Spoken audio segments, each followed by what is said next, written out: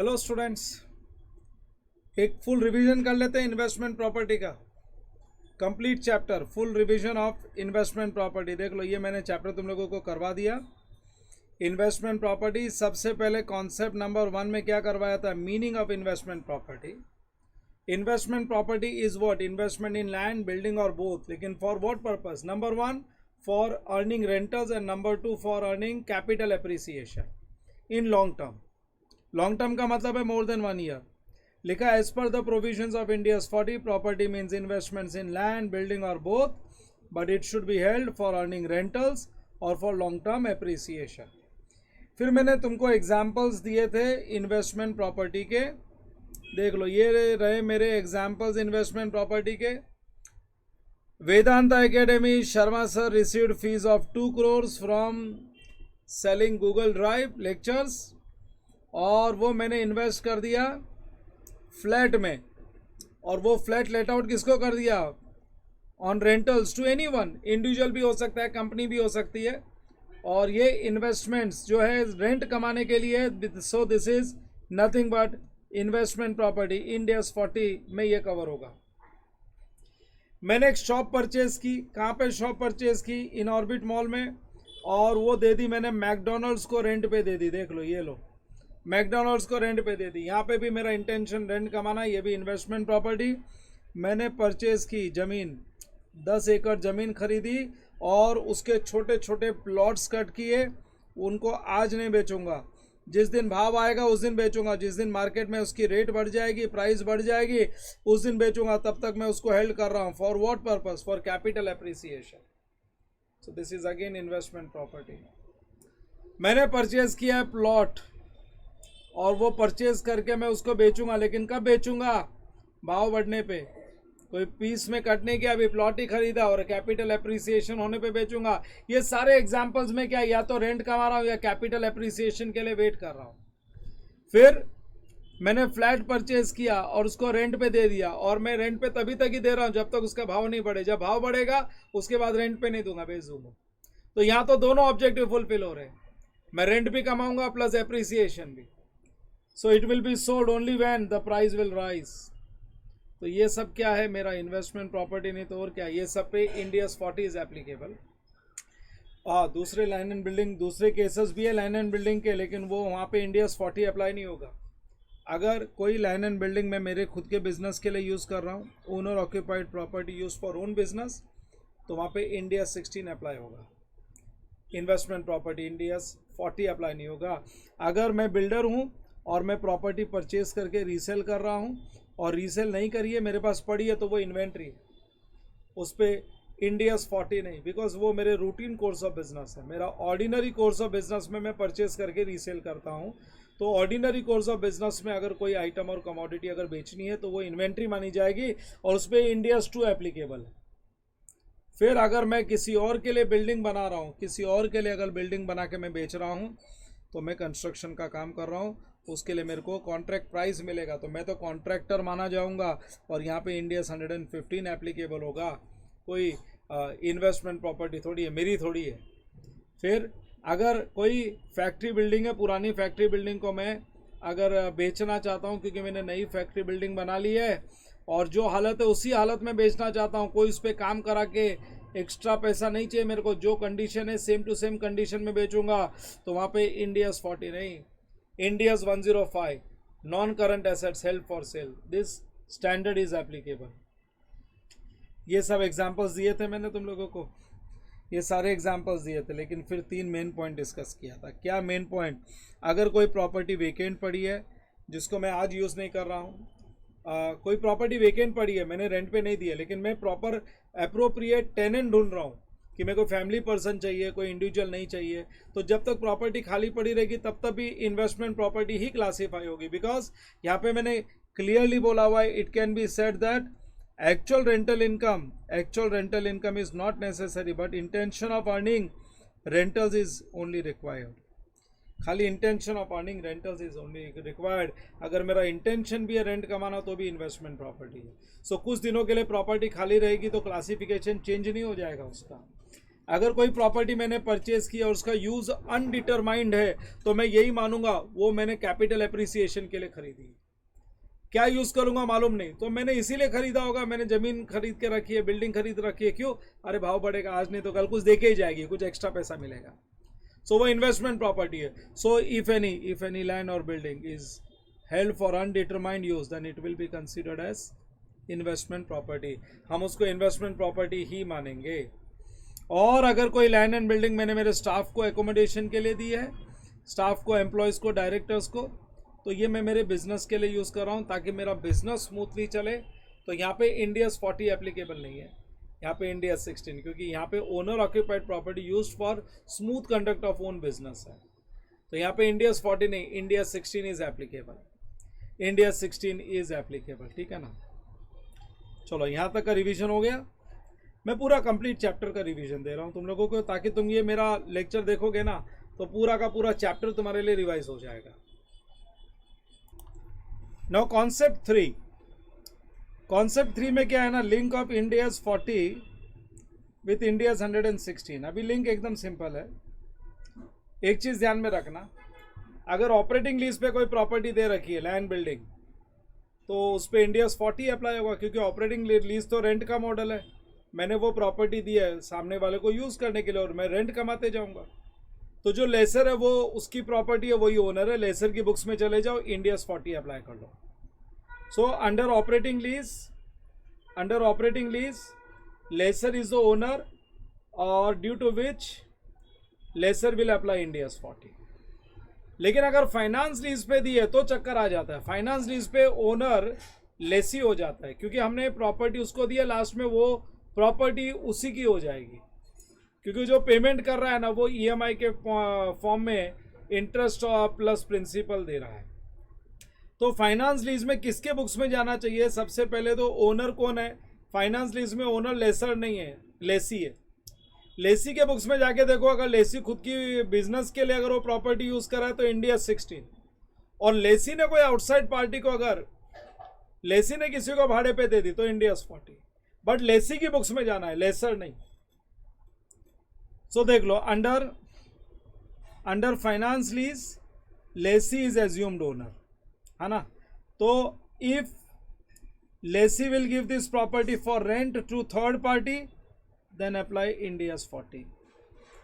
लेकिन if lessee will use the property for his own business then apply India 16। यही link है। हाँ, जो अकाउंटिंग है, रेंट की अकाउंटिंग है और जो लीज की अकाउंटिंग है, डिस्क्लोजर, वो सब इंडिया 16 में। मैं सिर्फ ये बता रहा हूँ इंडियाज 40 कहाँ पे अप्लाई होगा, किसकी बुक्स में जाने से अप्लाई होगा। अच्छा, अब ये कॉम्प्लेक्स केसेस है, मिक्स्ड केसेस। सर अगर मैंने प्रॉपर्टी नहीं, मैंने कोई मशीनरी लीज पे दे दी, तो मैंने कोई दूसरा इक्विपमेंट लीज पे दे दिया, तो वो India's 116। Link of Ind AS 40 with India's 116 lease accounting के साथ जो लिंक है वो इसीलिए है क्योंकि हमने लैंड या बिल्डिंग लीज पे दी, वहीं पे लिंक हो सकता है, अदरवाइज नहीं हो सकता। बाकी सब एसेट्स के लीज के लिए इंडियाज 116। अच्छा, मिक्स केसेस में देखो क्या था ना, अगर एक प्रॉपर्टी मैं खुद भी यूज़ कर रहा हूँ और मैंने रेंट पे भी दे रखा है, तो फिर कौन सा अकाउंटिंग स्टैंडर्ड अप्लाई करेंगे? अगर दोनों में यूज्ड फॉर बिजनेस पोर्शन और रेंटेड पोर्शन को अगर सेपरेट कर सकते हैं, सेपरेबल का मतलब है सेपरेटली बेचा जा सकता है, सेपरेटली अगर फाइनेंस लीज पे दिया जा सकता है, तो जो पोर्शन हम यूज़ कर रहे हैं उस पे इंडिया 16 और जो हमने रेंट पे दिया उस पे इंडियाज 40। लेकिन अगर सेपरेबल नहीं है तो पूरे पोर्शन पे India 16, that is owner occupied property use for our own business. ठीक है ना? आगे, अच्छा इसमें एक केस ऐसा भी हो सकता है, अगर मैंने 90% प्रॉपर्टी रेंट पे दी और 10% में यूज कर रहा हूं तो इंडिया 40 अप्लाई कर देना पूरे में, तो फिर इंडिया 16 अप्लाई नहीं। सिग्निफिकेंट पोर्शन अगर मैं मेरे बिजनेस के लिए यूज कर रहा हूं, सिग्निफिकेंट का मतलब है 50-50 नहीं है। अब ये जजमेंटल इश्यू है, ये जजमेंटल है कि अगर मैंने मेरा मेन इंटेंशन रेंट पे देने का थोड़ा सा पार्ट में यूज कर रहा हूं तो फिर इंडिया 40 अप्लाई कर देना। सेपरेट दो इंडियाज हो तभी अप्लाई हो सकता है जब वो प्रॉपर्टी सेपरेबल हो। सेपरेबल का मतलब है सेपरेटली बेची जा सके। चलो आगे, ट्रीटमेंट और इंस्टीट्यूट क्या करता है ना, अगर सेपरेबल नहीं है तो इंडिया 16 अप्लाई करता है, इसलिए मैंने नोट्स में वही लिख के रखा है। मैं तो तुमको ऑडिट पॉइंट ऑफ व्यू बता रहा हूँ। अगर ऑडिट पॉइंट ऑफ व्यू तुम कोई क्लाइंट के यहाँ बैठे हो और वो 90% प्रॉपर्टी रेंट पे है, खाली 10% खुद के यूज़ के लिए, तो फिर पूरे पे इंडिया 40 अप्लाई कर देना, अगर सेपरेबल नहीं है तो। सेपरेबल नहीं है तो बाकी इंस्टीट्यूट क्या करता है, ऐसे क्वेश्चंस ही नहीं बनाता, वो इसी टाइप के क्वेश्चंस बनाता है जहाँ पे प्रॉपर्टी अगर सेपरेबल नहीं है तो इंडिया 16 अप्लाई करो। So treatment of mixed property, if any property is used for rental as well as used for own business, then it will be considered as a mixed property, and following two situations arise. If mixed property can be separated from the point of view of use and let out, then respective portion will be covered under respective Indias, that is for use portion 16 India 16 and let out portion 40. लेकिन अगर separable नहीं है, if use portion and let out portion cannot be sold separately, then it will be considered as India 16. तो दो अलग अलग accounting standard use नहीं कर सकते हम लोग। हाँ, ये क्या लिखा है भाई, इफ यूज पोर्शन है और let out portion can be sold separately, तो हम लोग बोल सकते हो सेपरेबल है, तो वो अलग अलग स्टैंडर्ड में डील हो सकता है। लेकिन इफ मिक्स प्रॉपर्टी, देख लो यहाँ पे क्या लिखा है, can not be separated, then apply India 16। ये लो, फिर आ गया investment property in consolidated financial statement. अरे कंसोलिडेटेड फाइनेंशियल स्टेटमेंट में क्या करने का, अगर होल्डिंग ने सब्सिडरी को दी या सब्सिडरी ने होल्डिंग को दी और वो ग्रुप में यूज हो रहा है, तो सेपरेट फाइनेंशियल स्टेटमेंट में तो जो रेंट पे दे रहा है वो दिखाएगा, वो इंडियस 40 अप्लाई करेगा। लेकिन जब कंसोलिडेटेड फाइनेंशियल स्टेटमेंट बनेंगे तो बोलेंगे हमारी प्रॉपर्टी हम यूज कर रहे हैं, सो इंडियस 16। होल्डिंग ने सब्सिडरी को दी या सब्सिडरी ने होल्डिंग को दी और with in the group use हो रहा है, तो सीएफएस में इंडिया 16, सेपरेट फाइनेंशियल स्टेटमेंट में इंडिया 40। लेकिन होल्डिंग ने सब्सिडरी को दी या सब्सिडरी ने होल्डिंग को दी और दोनों में से किसी ने भी कोई आउटसाइड पार्टी को रेंट पे दे दी, तो सेपरेट फाइनेंशियल स्टेटमेंट में भी इंडिया 40 और सीएफएस में भी बोलेंगे हमारा एसेट हमने किसी और को दिया। सेपरेट फाइनेंशियल स्टेटमेंट में भी इंडिया 40 और कंसोलिडेटेड फाइनेंशियल स्टेटमेंट में भी इंडिया 40। ये हो गया। रिगार्डिंग एंसिलरी सर्विसेज, अगर मैंने मेरी दुकान के साथ, मेरे मॉल में मैंने दुकान के साथ मैंने शॉप रेंट पे दी है, मेरे को रेंट मिलता है उससे, लेकिन साथ में security guard service, lift, escalators, cleaning service, ये सब भी मैं दे रहा हूँ, प्रोवाइड कर रहा हूँ, तो ये बहुत इनसिग्निफिकेंट सर्विसेज है। इसके वजह से इंडियस 40 का कोई क्लासिफिकेशन नहीं बदल जाएगा, इंडियस 40 है, इंडियस 40 ही अप्लाई होएगा। लेकिन होटल इंडस्ट्री में जो रूम रेंट पे देते हैं ना, वहाँ पे इंडियस 40 नहीं है। होटल इंडस्ट्री में उनका रूटीन कोर्स ऑफ बिजनेस है, कोई भी कस्टमर आएगा रूम रेंट पे लेगा, उसको रूम सर्विस भी दी जाएगी, उससे जो रेंट भी आएगा, रूम सर्विस का पैसा आएगा, ये सब इंडिया 16 अप्लाई होगा, बिकॉज वो उनका रूटीन कोर्स ऑफ बिजनेस है। Owner occupied property use for owners own business, उनका बिजनेस है। सो होटल इंडस्ट्री में ये एप्लीकेबल नहीं है। फिर मैंने क्वेश्चंस करवाए थे काफ़ी सारे, ये सारे क्वेश्चंस तुमको रिवाइज करने हैं अच्छे से, प्रैक्टिस करने, only practice can make you perfect, you can not blame anyone. तुम अपने आप को ही ब्लेम करोगे अगर मार्क्स नहीं आएगा। अच्छा, recognition, initial recognition of investment property. पहले अगर मैं बात करूं लेसर की, ऑपरेटिंग लीज में हम लोगों का ओनर होता है, ऑपरेटिंग लीज में ओनर कौन होता है, लेसर होता है। अगर ऑपरेटिंग लीज की बात करें तो acquisition bye full payment, acquisition bye deferred payment and exchange of asset, ये तीन सिचुएशन आएगी इनिशियल रिकॉग्निशन के लिए, फर्स्ट टाइम रिकॉर्डिंग के लिए। अगर बात करेंगे एक्विजिशन बाय फुल पेमेंट, तो परचेज प्राइस ले लेना, इसके साथ non refundable duties and taxes add कर दो, और भी कोई एक्सपेंसेस लाइक परचेज के लिए ब्रोकरेज हमने दिया है, या फिर any other expenses which is required to make the property ready for rent, that is initial development expenses like wooden work, flooring, ये कोई भी खर्चा किया ना कि रेंट पे देने लायक बनाने के लिए, वो सब ऐड करोगे और कॉस्ट ऑफ इन्वेस्टमेंट प्रॉपर्टी मिल जाएगा और एंट्री पास करेंगे इन्वेस्टमेंट प्रॉपर्टी टू बैंक। लेकिन इसमें कोई एडवर्टीजमेंट का खर्चा, कोई ओपनिंग सेरेमनी का खर्चा, ये सब नहीं ऐड कर देना प्लीज़। तो मैंने यहाँ पे लिख के दिया है, देखो, प्रमोशनल एक्सपेंसेस है, दैट इज़ एडवर्टीजमेंट, कोई सेरेमनी है for operation, day to day servicing expenses, ये ऐड नहीं कर देना है. You should not add all this expenses. ये सब सीधा सीधा पीएनएल में ले जाना है. सो ये परचेज प्रॉपर्टी के लिए, परचेज बाय फुल पेमेंट. हाँ, अगर डिफर्ड पेमेंट कर रहे हैं तो डिफर्ड पेमेंट के लिए हायर परचेज वाला ट्रीटमेंट. जो इंटरेस्ट पार्ट है वो पीएनएल में जाएगा. डिफर्ड पेमेंट, जो भी पेमेंट किया ना उसको डिस्काउंट करो, उसकी प्रेजेंट वैल्यू निकालो, जो प्रेजेंट वैल्यू है उसका टोटल मार लो. प्रेजेंट वैल्यू का टोटल है, that is the cost of investment property. देख लो यहाँ पे ये पेमेंट है, ये इंटरेस्ट है, ये हटा दिया डिस्काउंट करके, ये इन्वेस्टमेंट प्रॉपर्टी का कॉस्ट है. Investment property will be recognised at this price. और इंटरेस्ट क्या क्या करेंगे, इंटरेस्ट जाएगा पीएनएल में, interest will be transfer to PNL. और अकाउंटिंग कैसे, वही हायर परचेज वाली accounting, lease accounting, hire purchase वाली अकाउंटिंग. फिर उसके बाद में आ जाता है exchange of assets. Exchange of assets में दो सिचुएशन बताई थी. अगर कमर्शियल सब्सटेंस है या transaction lacks commercial substance. If transaction lacks commercial substance और if transaction has commercial substance. अगर ट्रांजैक्शन लैक्स कमर्शियल सब्सटेंस तो new asset to old asset at book value of old asset. New asset to old asset at book value of old asset. But if transaction has commercial substance, the new asset to old asset, लेकिन at fair value of old asset.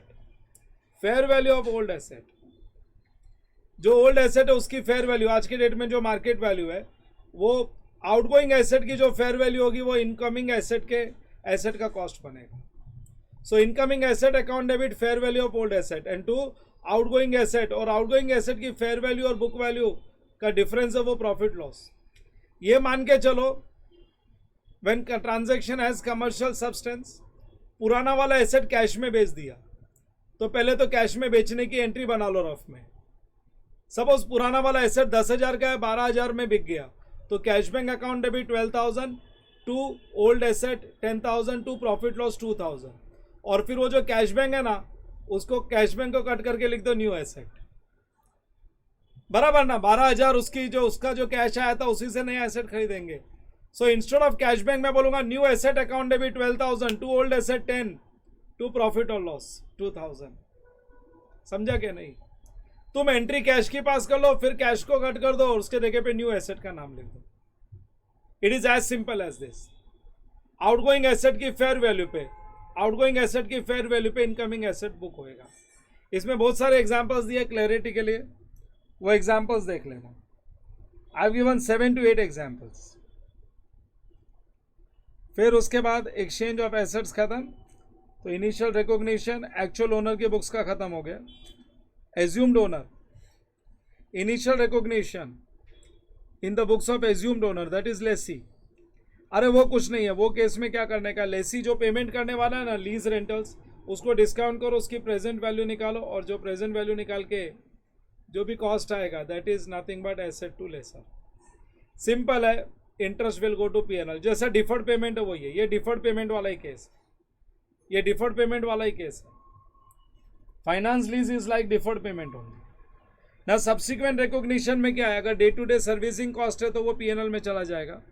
लेकिन कोई spare part निकाला, उसके जगह पे नया part add किया, तो जो पुराना पार्ट निकाला ना उसकी बुक वैल्यू हटा दो और नए पार्ट का जो कॉस्ट लगा वो ऐड कर दो. एंड उसका डेप्रीसिएशन चार्ज करना by component based depreciation method. Component based depreciation method, इस पर भी क्वेश्चंस करवाया है मैंने, तो वो हिसाब से सॉल्व करना.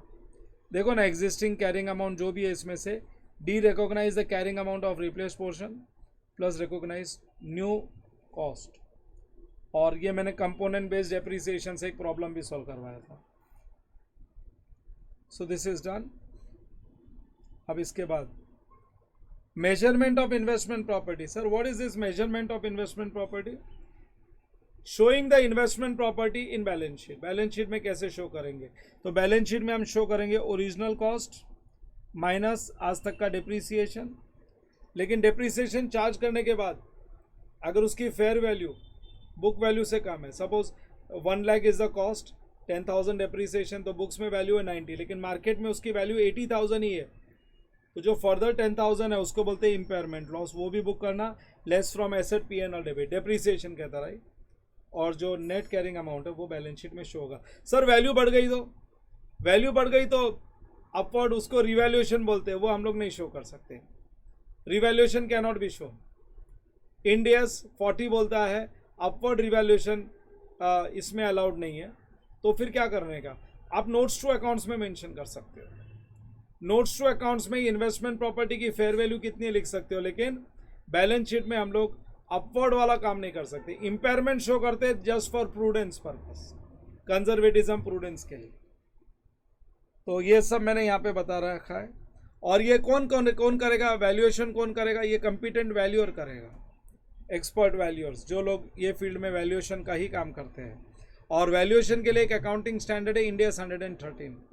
सो if market value, fair value of investment property becomes less than carrying amount, then we should provide for impairment loss and it will be written off to P&L. If market value becomes higher than carrying amount, then appreciation in value should not be brought into accounts, but fair value should be reported in notes to accounts. ये notes to accounts में show करना है। और ये measurement जो है, ये fair value, measurement of fair value is based on procedures specified in Ind AS 113. India 13 के हिसाब से एक सबसे इम्पॉर्टेंट प्रोसीजर ये है कि जब मैं एक प्रॉपर्टी की फेयर वैल्यू निकालता हूँ तो फिर पूरे प्रॉपर्टी की फेयर वैल्यू आ गई तो अलग से ये नहीं बोल सकते पार्किंग का इतना पैसा, लिफ्ट का इतना, all integral parts are included. So do not count integral assets additionally such a lift, parking areas etcetera. समझा क्या नहीं, ये सब एक साथ आ जाएगा। और अगर रिलायबल एस्टिमेट नहीं निकाल पा रहे तो उसका रीजंस बताना पड़ेगा, और कंपिटेंट वैल्यूअर से नहीं कराया तो उसका भी रीज़न बताना पड़ेगा कि इन्वेस्टमेंट प्रॉपर्टी का रेट्स अवेलेबल था सब जगह पे, इसलिए वैल्यूअर को बुलाने की जरूरत नहीं पड़ी। लास्ट है ट्रांसफर्स, ख़त्म होने आ गया। ट्रांसफर्स में क्या करना है, ट्रांसफ़र में अगर प्रॉपर्टी में यूज़ कर रहा था और अब भाड़े पे देना चाहता हूँ तो वो ट्रांसफ़र केस बनता है इंडिया 16 से इंडिया 40। या मैं बिल्डर हूँ, मैं प्रॉपर्टी बेचने के लिए रखा हूँ लेकिन अब मैं उसको भाड़े पे देना चाहता हूँ तो इंडिया 2 से बन गया इन्वेस्टमेंट प्रॉपर्टी। या फिर भाड़े पे दी हुई प्रॉपर्टी को अब मैं यूज़ करना चाहता हूँ तो इंडिया 40 से इंडिया 16। या मैं बिल्डर हूँ, मैंने एक प्रॉपर्टी भाड़े पे दे रखी थी लेकिन अब मैं बेचना चाहता हूँ in ordinary course of business, तो वो इंडिया 40 से कन्वर्ट होकर बन गई इंडिया 2। तो ये सारे जो एग्जाम्पल्स है ये ट्रांसफ़र के केसेस के, कोई जर्नल एंट्री नहीं चाहिए। जिस दिन ट्रांसफ़र किया उस दिन की जो कैरिंग अमाउंट है उस पर ट्रांसफ़र होगा, और ट्रांसफ़र होने के बाद में फिर न्यू इंडियास अप्लाई हो जाएगा, फिर अकाउंटिंग न्यू इंडियास के हिसाब से। ट्रांसफ़र करने में सिर्फ बैलेंस शीट में हेडिंग चेंज होगा, क्लासिफिकेशन चेंज होगा, कोई जर्नल एंट्री नहीं पास करनी है। और उस दिन वो एसेट की जो कैरिंग अमाउंट हमारे पास पड़ी है ना, वही कैरिंग अमाउंट पे हम ट्रांसफ़र करेंगे, हम लोग वही कैरिंग अमाउंट पे उसको ट्रांसफ़र करेंगे, ठीक है ना। सो रूल्स फॉर ट्रांसफ़र देखो दे रखा है मैंने, रूल्स फॉर ट्रांसफ़र मैंने दे रखा है।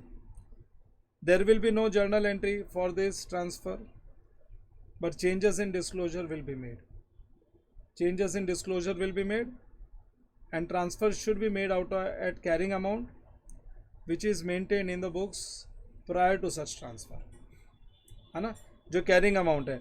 और एक बार ट्रांसफ़र हो गया फिर as per the new India's, जो भी इंडियाज में ट्रांसफ़र किया है ना उसके हिसाब से, जैसे अगर ट्रांसफ़र हो गया इंडिया 16 बन गया तो अपवर्ड रिवैल्यूएशन अप्लाई हो सकता है, क्योंकि India 16 property plant and equipment में अपवर्ड डाउनवर्ड दोनों चलता है। या इन्वेंट्री बन गई तो कॉस्ट और NRV which ever is low. फिर ट्रांसफ़र तो कैरिंग अमाउंट पे करना, उसके बाद में आगे की अकाउंटिंग, बट ट्रांसफ़र वाले दिन जो ट्रांसफ़र होगा वो कैरिंग अमाउंट पे होगा। इस पर भी मैंने एग्जाम्पल्स करवा रखे हैं।